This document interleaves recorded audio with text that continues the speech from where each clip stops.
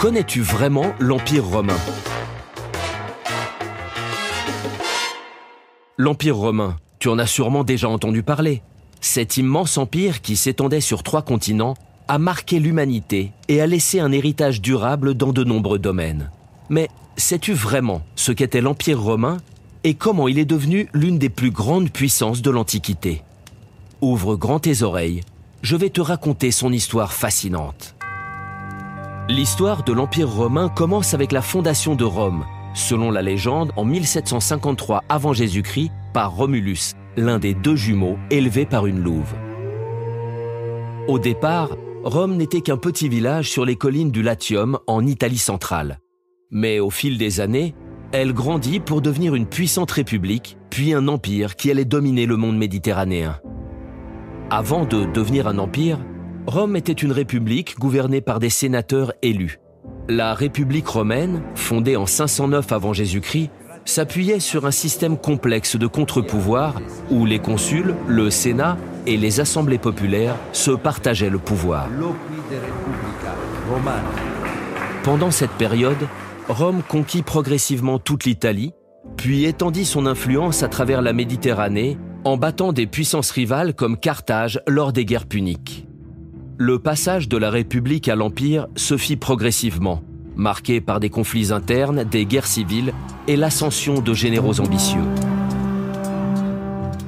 Jules César, un général et politicien romain, joua un rôle clé dans cette transition. Après avoir vaincu ses rivaux dans une guerre civile, il se fit nommer dictateur à vie en 44 avant Jésus-Christ, mais fut assassiné par des sénateurs qui craignaient qu'il ne devienne un tyran. Après la mort de César, une nouvelle série de guerres civiles éclata, mettant fin à la République et à l'établissement de l'Empire romain sous le règne d'Auguste, le fils adoptif de César. En 27 avant Jésus-Christ, Auguste devint le premier empereur de Rome, marquant le début de l'Empire romain. Sous son règne, Rome connut une période de paix et de prospérité connue sous le nom de Pax Romana, qui dura environ 2 siècles. L'Empire romain était immense, s'étendant de la Grande-Bretagne à l'Égypte et de l'Espagne à la Mésopotamie. Il comprenait des dizaines de peuples différents, parlant des langues variées et suivant des coutumes diverses.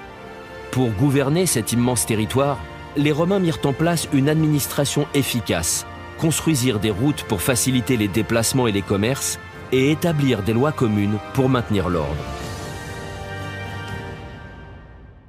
L'Empire romain est également célèbre pour ses réalisations architecturales et ingénierie. Les Romains construisirent d'imposants édifices comme le Colisée, le Panthéon et les aqueducs qui apportaient de l'eau douce dans les villes. Ils développèrent des techniques de construction avancées, utilisant le béton pour créer des structures solides et durables. Le réseau des routes romaines, qui s'étendait sur des milliers de kilomètres, facilita non seulement les déplacements des armées, mais aussi le commerce et la diffusion de la culture romaine. La culture romaine elle-même était un mélange de traditions locales et d'influences étrangères. Les Romains adoptèrent beaucoup d'éléments de la culture grecque, notamment dans les domaines de l'art, de la philosophie et de la religion. Ils étaient également tolérants envers les cultes locaux des peuples conquis tant qu'ils respectaient l'autorité romaine.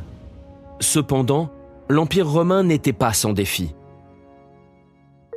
Au IIIe siècle après Jésus-Christ, l'Empire entra dans une période de crise marquée par des invasions barbares, des troubles internes et une économie affaiblie.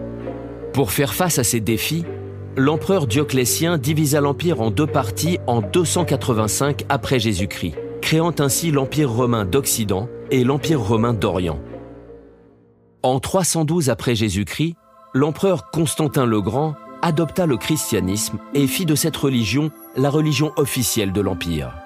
Il fonda également une nouvelle capitale à l'est, Constantinople, aujourd'hui Istanbul, qui devint le centre de l'Empire romain d'Orient. L'Empire romain d'Occident finit quant à lui par s'effondrer en 476 après Jésus-Christ sous les coups des invasions barbares. Cependant, l'Empire romain d'Orient, également appelé Empire byzantin, survécut pendant encore un millénaire, jusqu'à la chute de Constantinople en 1453. Malgré sa chute, l'héritage de l'Empire romain est immense. Les Romains ont laissé un impact durable sur la langue, le droit, la politique, l'architecture et la culture des pays européens et méditerranéens. Le latin, la langue des Romains, est à l'origine des langues romanes comme le français, l'espagnol et l'italien. Les principes de droit romain ont influencé les systèmes juridiques modernes et les idées de gouvernement républicain et d'ingénierie continuent d'inspirer notre monde aujourd'hui.